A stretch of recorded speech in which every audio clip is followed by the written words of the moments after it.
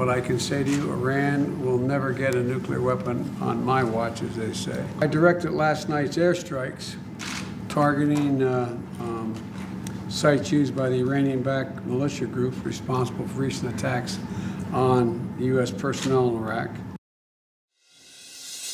President Biden yesterday with outgoing Israel President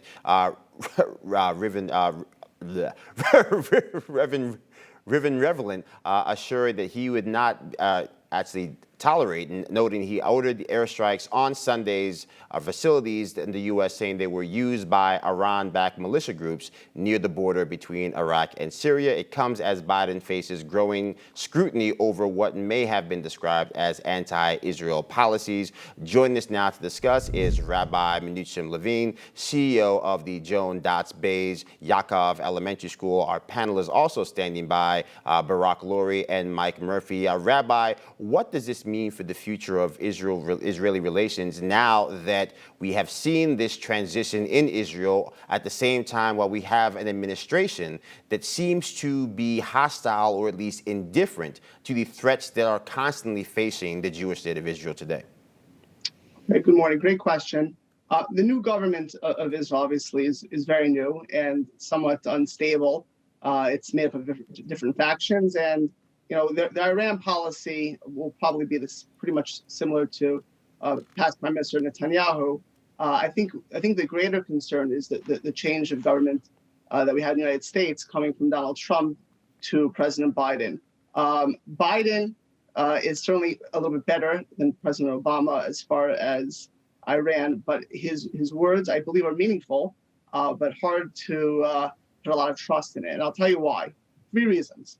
Reason number 1, Biden assures us that nothing will happen under his watch. Well, many Americans, I should say, don't know if he'll even finish his term, let alone be there to see the results of a nuclear agreement within Iran, who just pretty much forced in an election of a murderer of his own people, Ibrahim Raisi, who murdered tens of thousands of his own people, who is on the highest echelons of terrorism in the government. That's number 1. Number 2, and for all of his talk, President Biden, I do believe, is a friend of Israel, but is not a strong friend of Israel. And when Qasem Soleimani, who is the Osama bin Laden of Iran, was assassinated by a drone in January of 2020, probably the most impactful move in the past 10 years in holding Iran accountable. This is the person who is the architect of thousands of soldiers, United States soldiers being killed in Iraq, of murderers in Syria, Yemen, Lebanon, and around the world. President Biden, I encourage you all to watch this, on January 3rd, 2020, denounced the killing of Qasem Soleimani, truly as Osama bin Laden. And number 3, he is a friend of Israel, but if you saw during the Gaza incident a few weeks ago, he was weak in standing up to the squad. Weak, he called Rashida Tlaib an anti-Semite, a person whose views mirror David Duke's, a fighter. He didn't call her out.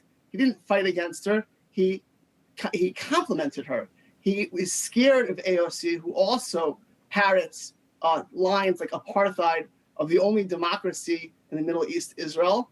And so if he is scared of the squad, I would hate to see him stand up to a nuclear Iran or a vicious Iran.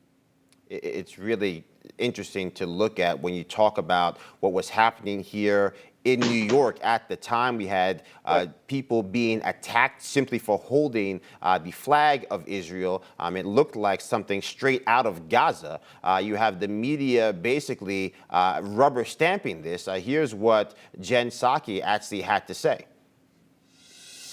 The Iraqi government issued a statement calling it an unacceptable violation of their sovereignty and national security. So I'm wondering, has there been outrage to the Iraqi government, and also do you have a response to that? Sure. Well, I would refer you to the government of Iraq on that specific question, but I will say that the Prime Minister is a partner. He has a tough job. His statement called for de-escalation from all sides, and we agree with that. But the attacks against our troops need to stop, and that is why the President ordered the operation last night in self-defense of our personnel.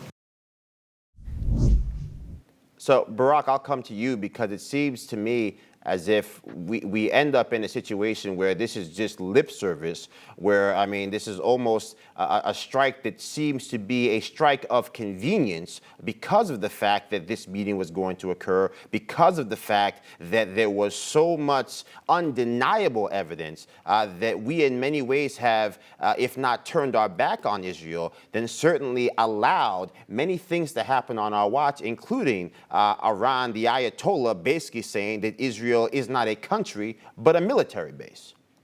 Yeah, well, I think you got it spot on. It is very much just lip service and half-hearted responses to attacks upon our soldiers and such. But it's also a whole half-hearted approach to the whole mission that we're seeing here in the Middle East and vis-a-vis Israel in particular, because Israel needs more than lip service. It needs more than just emotional support. It needs more than just to say, hey, you've got the right to exist. That's meaningless to Israel. A lot of the former administrations, including Obama, thought that by merely saying that we support your right to exist, that's truly meaningless. We need support more than anything else. So what I'm concerned about here with the Biden administration is exactly what you said. It is lip service. It is half-hearted responses, when in fact we need to really deal with Iran in particular with a much more aggressive hand, in particular with the Iranian deal. Because if we do not respond to the Iranian deal, and Biden actually wants to move forward because it is, after all, a legacy of the Obama administration that they want to return back to that will be a big problem because in 2025, Iran will be allowed to pursue its nukes. Absolutely, really a threat that we have to take seriously. Rabbi Levine, thank you so much for joining us. God bless you. Barack Lurie and Mike Murphy, stick around. We'll have to come to you back in a little bit.